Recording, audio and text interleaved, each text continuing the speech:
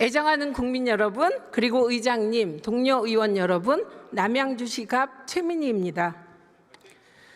김건희의 공천 개입 정황, 윤석열의 삼선 독재 시나리오, 친위 쿠데타의 실상이 드러날수록 소름이 끼칩니다. 그러나 윤석열 피고는 반성은커녕 국회 탓, 민주당 탓, 부하 탓, 부하간 이간질, 시민이 군인을 폭행했다며 시민 탓을 합니다.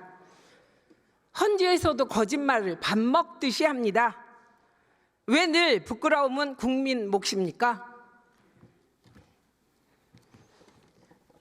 환경부 장관 잠깐 나오시죠. 김완섭 환경부 장관이 김문수 호명됐습니다. 노동부 장관님 잠깐 나와주시죠. 네, 김문수 고용노동부 장관이 호명됐습니다.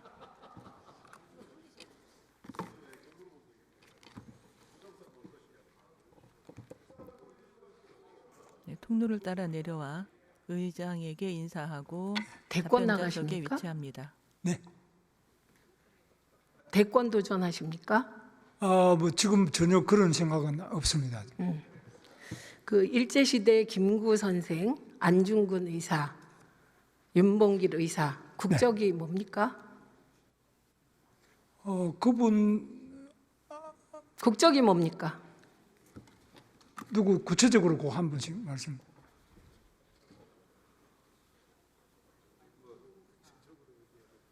국적이 뭐냐고. 예? 그러니까 구체적으로 말씀해 주세요. 제가 이거 시간 갈까? 마이크. 김구, 안중근. 안중근 의사께서는 그 전역 일제시대 되기 전이고요. 우리 국적이 있죠. 조선 국적이 있죠. 일제시대 김구 선생 국적이 뭡니까? 김구 선생 국적은 뭐 여러 가지 있습니다만은 중국에서 중국 국적을 가졌다는 이야기도 있고 여러 가지 있는데 그 부분은 이제 국사학자들이 다 연구해 놓은 게 있습니다. 비겁하다 생각합니다.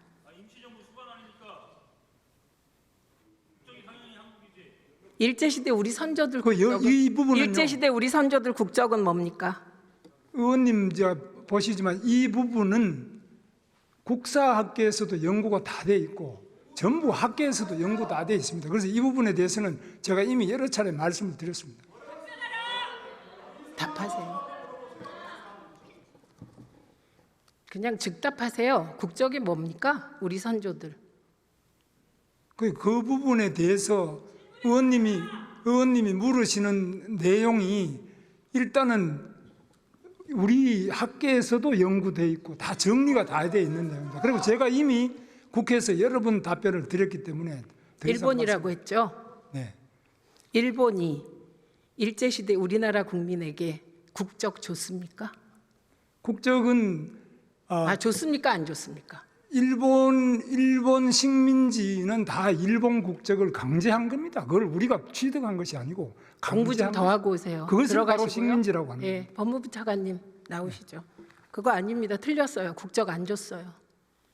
김문수 고용노동부 장관이 퇴석하고 호명된 김서구 법무부 차관이 답변자석에 위치합니다. 11월 4일, 11월 9일 검찰이 2차례 명태균 수사 보고서 만들었죠? 네, 그렇습니다. 내용하세요. 그 당시에 창원지검으로부터 그 수사 보고서 내용은 보고받지 못했고 뉴스타파 보도 이후에 그 내용에 대해서 알게 됐습니다.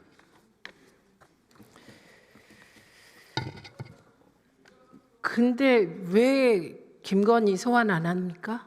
그 부분은 현재 창원지검에서 포렌식 분석 중에 있기 때문에 끝난 다음에 필요하다고 판단하면 여러 가지 소환 조사라든지 안 그렇지 않으면 다른 수사 방법 등이 필요하다고 하면 판단할 것으로 생각하고 있습니다. 언제까지 판단만 하고 있을 건데요? 네, 지금 물적 증거 분석이 계속 진행 중에 있습니다.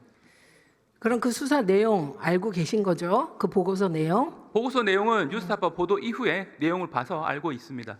명태균과 윤석열, 김건희 부부의 통화 녹음 파일이 존재한다는 거예요. 존재합니까? 네, 그 부분은 현재 수사 보고서 내용에 있는 그 외에 다른 객관적인 증거가 있는지는 현재 확인 중에 있습니다. 언제까지 확인하냐고요? 지금 이제 이른바 황금폰이라고 하는 부분에 대해서 포렌식 분석 중에 있는데 그 부분이 내용이 방대할 뿐만 아니라 피고인 측 변호인이 참여하기 때문에 시간이 좀 걸리고 있는 상황입니다. 지난번에도 그렇게 답변하셨잖아요. 계속 대정부 진행 중에 있고 질문에서. 그 부분은 명태균 피고인 변호인이 가장 잘 아실 겁니다. 네, 명태균 변호인은 조사했습니까? 이와 관련하여 조사했습니까? 아니, 변호인을 조사할 이유는 없죠. 이를 참고인으로라도 부르거나 등등 하셨습니까? 이거 다 떠나서 김건희를 부르시면 됩니다. 그 부분은 수사팀에서 그 필요성 여부를 판단할 것으로 생각하고 있습니다. 그래서 명태균 측이 계엄 직전에 김건희한테 녹음 파일 존재를 알렸다는 겁니다. 그래서 다급해진 윤석열이 비상계엄을 하필 12월 3일에 했다는 거예요. 이거 다 검찰 탓 아닙니까? 제대로 수사를 하고 김건희도 소환하고 그랬으면 하필 12월 3일 날 비상계엄 안 일어날 수도 있다는 얘기잖아요. 네, 지금 위원님께서 말씀하시는 부분은 비상계엄 선포와 이른바 그 명태균 피고인 측이 말하고 있는 황금폰의 존재와 인과관계가 있는 것이 아니라 말씀하시는데 공소장을 보시면 아시겠지만 이미 작년 3월 말 4월 초부터 대통령이 기본적으로 지금 비상대권을 가동할 부분에 대해서 검토하고 있다는 말이 나왔습니다. 그러면 그 시기만 놓고 보더라도 명태균이 주장하는 이른바 황금폰의 존재라는 것과 비상계엄 선포하고는 인과관계가 직접적인 것은 없는 것이 아닌가라고 생각할 수 있습니다. 잘 들으세요. 제가 황금폰 때문에 비상계엄 했다고 말하지 않고 12월 3일 날 한 것이 황금폰 때문 아니냐라고 물었어요. 여기 와서 그러시면 안 되죠. 잘 들으세요. 근데 어떻게 할 겁니까? 수사 좀 빨리 해주시겠습니까? 네, 계속 수사가 진행 중에 있습니다. 아주 속이 터져 죽겠습니다, 국민들이. 근데 그 사건은 현재 명태균 피고인 변호인이 계속 참여하는 상황에서 포렌식 중에 있기 때문에 사실 명태균 피고인 측이 가장 잘 알고 있습니다. 두 개 보고서만으로도 김건희 소환 충분합니다.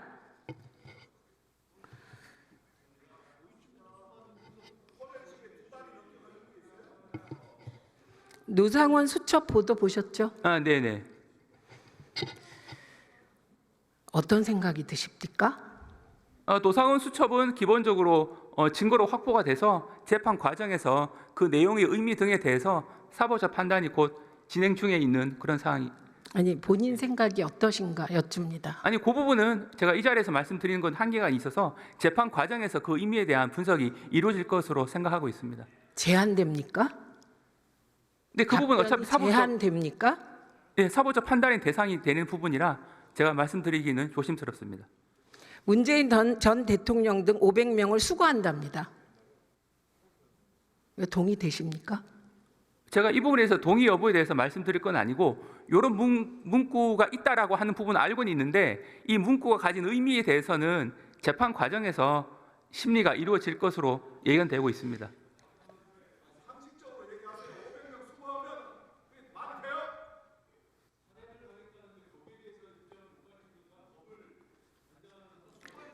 수용시설을 폭파하고 화학약품 등으로 살해한답니다. 북한 공격으로 폭파된 것처럼 꾸밀라고 했답니다. 이게 말이 됩니까? 기본적으로 위원님께서 보여주신 문건에 대해서 동의할 수 있는 국민은 없을 것으로 알고 있는데 이 문구가 가진 의미에 대해서는 좀 심리가 이루어질 필요가 있다고 생각하고 있습니다. 그리고 좀 아까 답변 보니까 지난번에 대정부 질문 답변 중에 뭐라고 하셨냐면 비상계엄을 할 건가 말 건가는 대통령이 최종 판단을 한다. 이렇게 답변하셨죠.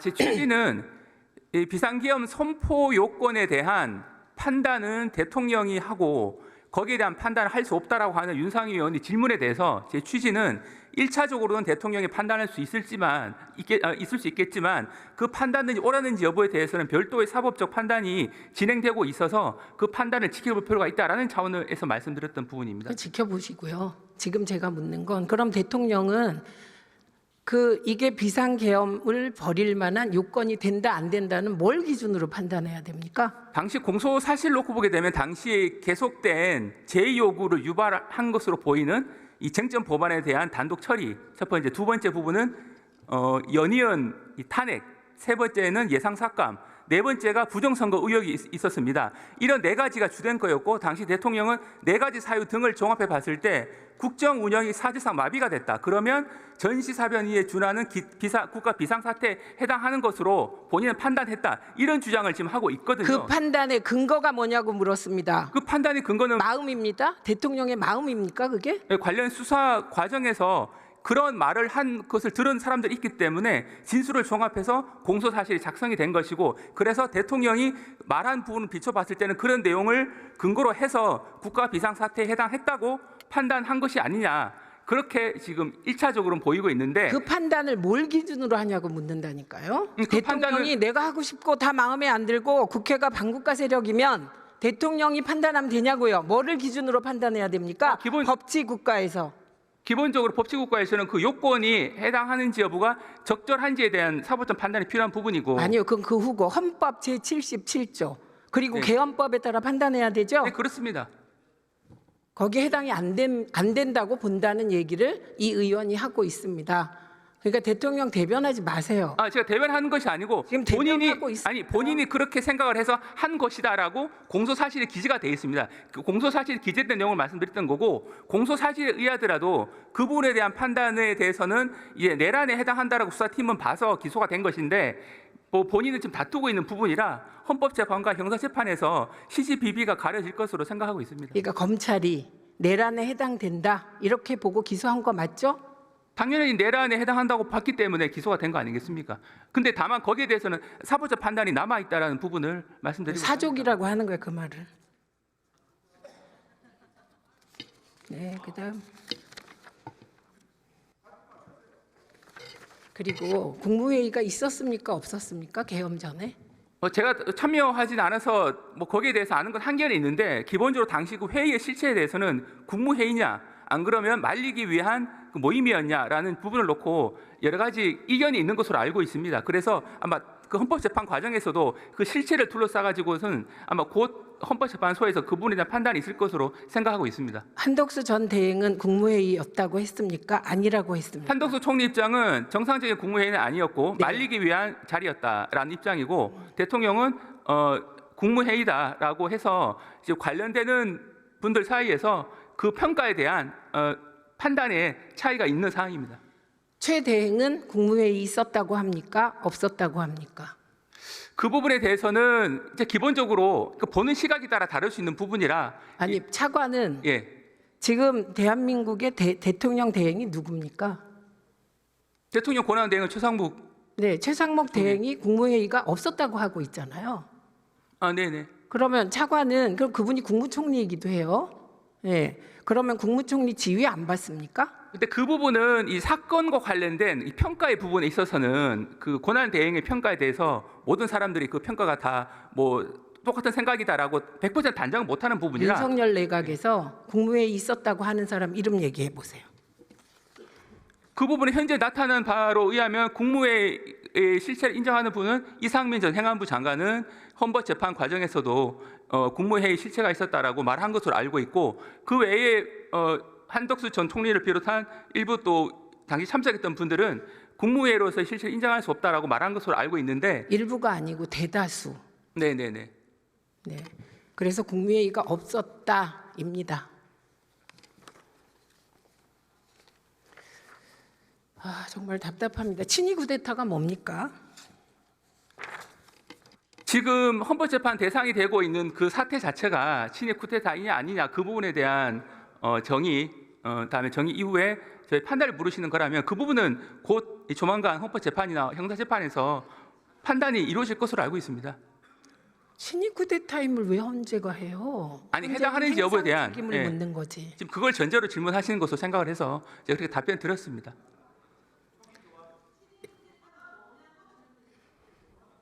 답변에 똑바로 질문하세요. 아니, 그 질문의 취지가 저는 그런 것을 이해를 했는데, 제 취지가 예. 아니고 친위 쿠데타가 뭡니까? 친위 쿠데타라고 하게 되면 결과적으로 권력을 가진 분들의 중심이 돼서 그 주위에 있는 그 세력들이 일으킨 일종의 그 반동이라고 할까요?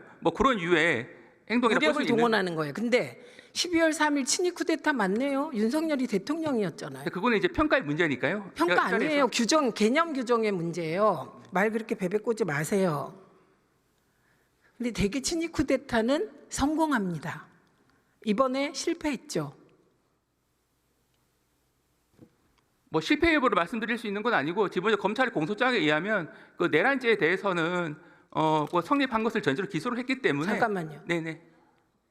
성공했는데 윤석열이 감옥 가 있습니까? 아니 성공 여부를 따지는 것은 아니고 실패한 겁니다. 아니 형사재판에서는 이제 기소가 됐냐 미수냐 이거가 중요한데 기소됐잖아요. 예 기소에 이르렀다고 판단해서 기소가 된 것이죠. 그러니까 친위 쿠데타는 실패한 거죠. 예, 그 부분은 뭐 평가의 부분이라 제가 뭐 한계는 있습니다. 성공했으면 우리 다 죽었겠죠. 아니 성공과 실패라고 하는 것 자체가 약간 주관적인 그 판단이 개입된 부분이라 그럼 그 10월 부분은, 유신은 예. 성공했습니까? 실패했습니까? 네? 10월 유신. 그 부분은 좀 이 사건과 좀 그것도 성격이 다르기 때문에 친위쿠데타예요. 네네. 네, 그 부분에 대한 저의 어떤 사법적인 평가 외에 다른 어떤 그 평가를 물으신다면 제가 드릴 수 있는 거는 좀 한계가 있습니다. 윤석열이 임명했나요? 차관으로? 네 그렇습니다. 정말 그 한심합니다. 이 부분은. 행안부 차관님 계신가요? 네. 김서구 법무부 차관이 답변석에서 물러나고 고기동 행안부 차관이 의장에게 인사하고 답변자석에 위치합니다. 네, 차관입니다. 류일임 청부민원 고발 사건 류일임 조사했습니까? 행안부는 개별 사건 수사에 대해서 관여를 하지 않고 있습니다. 근데 제가 질의서에 예, 파악 좀 하고 오라고 말씀드렸는데 네, 그럼에도 불구하고 사건 수사에 대해서는 저희가 네, 수사 안 하고 조사 안 하고 있습니다. 대신 공익 제보자, 방심위 내부 고발자는 2번 압수수색하는 등 간첩 잡듯 수사하고 있습니다.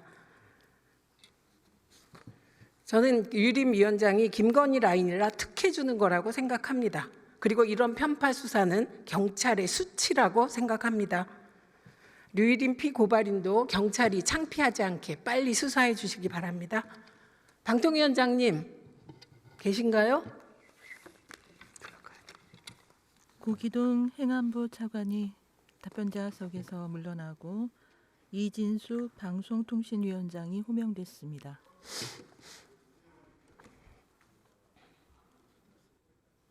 네, 통로를 따라 걸어 내려와 의장에게 인사하고 답변자석에 위치합니다. 혹시 그 법카 3억 9천만 원 관련하여 고발됐잖아요. 예, 혹시 조사 받으셨습니까? 아직 받지는 않았습니다. 이 법화 관련해서 질문을 주셨으니까 아니요. 계속 할게요. 서강대하고 대전 MBC 압수수색했다는 건 사실인가요? 제가 그렇잖아도 최민희 의원께서 김어준 방송에 출연해서 그만하시죠. 압수수색이라고 하셔서 알아보니까 아니 그만하세요. 압수수색이 제가 아니고 질문을 현장 점검이라고 들었습니다. 답변하세요. 제 예, 아니 압수수색이라고 얘기를 하셔서 제가 설명을 드린 겁니다. 지난 1월 23일 방통위 출근해서 기자실 갔죠. 맞습니다. 뭐라고 했습니까? 뭐 여러 가지 이야기를 했지만 내란이라는 게 아직까지 법적 절차를 거치고 있기 때문에 12.3 계엄이라고 표현해야지 정확하지 12.3 내란이라고 표현하는 것은 정확치 않다라고 언론 선배로서 이야기했습니다. 자연인으로서 언론인 선배십니까? 지금은 자연인이 아니죠. 방통위원장이죠. 네, 방통위원장이 방송사 일부 보도 기능을 가진 방송사의 제어가권을 가지고 있는 게 방통이죠. 그렇습니다. 예, 그런데 그런 얘기하면 그게 어떻게 선배가 한 말로 들립니까? 그 정도 분간이 안 되나요? 저는 그 정도 분간을 충분히 하고 있다고 생각하고 일부에서 보도 가이드라인이다 이런 식으로 표현을 하는데 21세기 대한민국에서 보도 지침이라는 것은 얼토당토하지도 않고 현명한 기자들이 가이드라인이라고 받아들이지 않는다고 생각합니다. 본인은 보도 지침 내리고 갑질한 건데 요즘은 기자들이 현명해서 그걸 그냥 걷어찬 거죠. 이게 실상입니다. 그러면 서부지법 폭동 사태는 폭동이라고 쓰면 안 되나요? 저는 그 부분에서는 제가 언급한 바 없습니다. 아니 물어보는 거예요. 예, 폭동이라고 보도가 되고 있는 걸로 보고 있습니다. 그건 괜찮아요? 제가 괜찮다 말다 평가할 위치에 있지 않고 마찬가지로 내란에 대해서도 그것은 내란이다 아니다 언론에서 평가할 위치에 있지 않습니다. 언론사에서 그렇게 보도를 하고 있고 저는 그 수긍하고 있습니다. 그러니까 앞뒤말이 안 맞고 있고요. 자, 7월 31일로 한번 가봅시다. 예, 당일 몇 시에 출근하셨습니까? 제 기억에 9시에서 9시 30분, 오전 9시에서 9시 30분 사이로 기억하고 있습니다. 예, 취임식은 몇 시였죠? 취임식이 제가 정확히 기억은 나지 않는데 10시가 아니었나 생각됩니다. 11시. 11시. 예. 점심 먹고 안건 보고 언제 받았습니까? 이 타임라인을 정확히 알아야 되는데 거의 오전에 저희가 김태규 부위원장하고 김태규 당시의 상임위원하고 논의를 했었고 안건과 관련해서는 저희 두 상임위원이 논의한 끝에 담당자한테 제가 얘기를 해줬는데 정확한 시간은 기억을 못 하겠습니다. 오후 1시입니다. 벌써 2번 틀렸어요. 전체 회의 공지는 몇 시에 했죠? 오후 4시경으로 기억합니다. 회의 시작 시간은 5시 맞습니까? 예. 회의 끝난 시간 기억하세요? 7시 어간으로 기억하는데 7시에서 아마 7시 반 사이 정도. 6시 45분에 네, 끝났습니다. 7시 어간. 예. 그 공영방송 이사 후보자가 몇 명이었어요? 후보자가 제 기억에 82명으로 기억합니다. 네, 이들이 낸 서류 몇 페이지였나요? 그게 상당히 많았는데 결격 사유도 있었고 지원서도 있었고 1600페이지 정도? 예, 기억합니다. 이사 선임 안건이 1시간 정도 만에 처리됐더라고요. 1시간 좀 넘었습니다만. 예. 나머진 투표하는 거고. 네. 그러면 한 명당 몇 분인가요? 뭐 계산해 보지는 않았습니다. 그냥 초스피드로. 저희가 만약에 국회에서 아까 우원식 의장도 그런 말씀을 해주셨고 박성준 수석도 그런 말씀을 해주셨지만 이 국회에서 저희 방송통신위원회 상임위원 3명을 국회가 가진 권한과 의무에 따라서 추천을 해주셨더라면 상당히 많은 시간 논의가 필요했을 겁니다. 근데 저희는 김태규 위원 1명이었고 상당히 논의하기가 쉬웠습니다. 예, 그래서 잠시만요. 논의 없이 투표로 뽑았습니다. 그래서 이게 법 위반이라는 거였지요. 저희가 간담회를 통해서도 충분히 논의를 할 수 있습니다. 근데 취임 당일 이렇게까지 MBC, KBS 이사 선임 밀어붙인 이유가 뭡니까? 제 전임 위원장이었던 김홍일 위원장 때 이미 공영방송 이사 선임과 관련한 계획이 의결이 됐었고 행정 절차로 결격 사유나 이런 절차가 진행이 되어 있었습니다. 그리고 아시다시피 제가 7월 31일에 임명이 됐고 8월 12일에는 MBC 방송문화진흥회 이사가 임기 만료, 8월 31일에는 KBS 이사회 예, 거기까지. 임기가 만료가 거기까지. 돼서 저희는 마땅히 할 일을 했습니다. 그런데 임기 만료 전까지 이사 선임을 못하면 방문진이 정지됩니까? 저희는 저희가 마땅히 해야 할 일을 하는 거죠. 어떻게 임기가 만료된 이사들을 그냥 그대로 직에 앉혀둡니까? 새로운 정년퇴직자가 있으면 신입사원을 뽑아야죠. 2인 체제에서 무리하게 할 필요가 없었어요. 근데 저희는 전혀 그리고 무리하다고 7월 30일 날 할 필요도 없었어요. 8월 5일 날 해도 돼요. 왜 하필 7월 31일 날 했냐를 묻는 거예요. 중요한 일이었기 때문에 그랬습니다.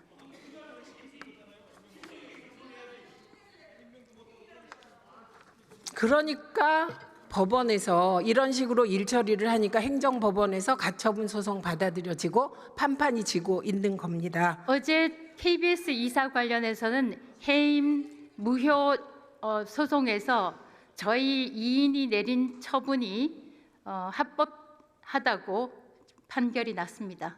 아니, 제가 그 KBS 얘기하는 게 아니고 예, 그 부분 KBS 말고. 이사도 저희가 선임했기 때문에 예, MBC 얘기하는데 졌잖아요. 계속 졌고 행정법원 항소심까지 MBC 이사 선임 가처분 소송 MBC가 승소했고 이사들이 뭐 그런 상황 아닙니까?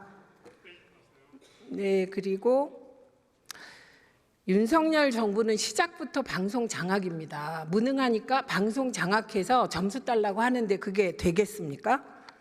1단계 방송 장악, 한상혁 면직입니다. 감사원, 검찰 다 동원돼서 한상혁 결국 쫓아냈어요. 한상혁 위원장 재판 어떻게 되고 있습니까? 저희는 면직된 전임 위원장에 대해서 점검을 하지 않고 있습니다. 점검해야죠. 방통위원장 일인데 검찰이 물증을 제시 못했고 증인을 66명이나 신청했는데 증인 신문도 잘 안 되고 있습니다. 처음에 점수 조작이라더니 이제는 점수 수정으로 바꿨다고 해요. 뿐만 아닙니다. 2단계 방송 장악 PPT 한번 보시죠. 남영진, 김희철, 권태선, 김기중, 정현주, 김유진 이렇게 다 해임시켰어요. 그런데 재판에서 다 이기고 있습니다. 심지어 김유진 방심위원은 해임됐다가 돌아왔습니다. 들어가시고요. 이진숙 방송 7월 31일 임명되자마자 졸속적으로 MBC 박문진 이사를 선임한 건 방송 장악하기 위해서였습니다. KBS 사장 바꾸려고 한 것입니다. 바이든 날리면 사태부터 MBC가 비판 언론이라 이 정권의 눈에 가시였습니다.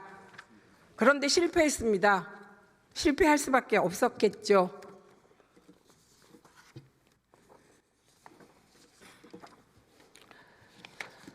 애정하는 국민 여러분, 내란 후 70일 내란숙의 응징은 왜 이렇게 더딜까요? 정말 속이 터집니다.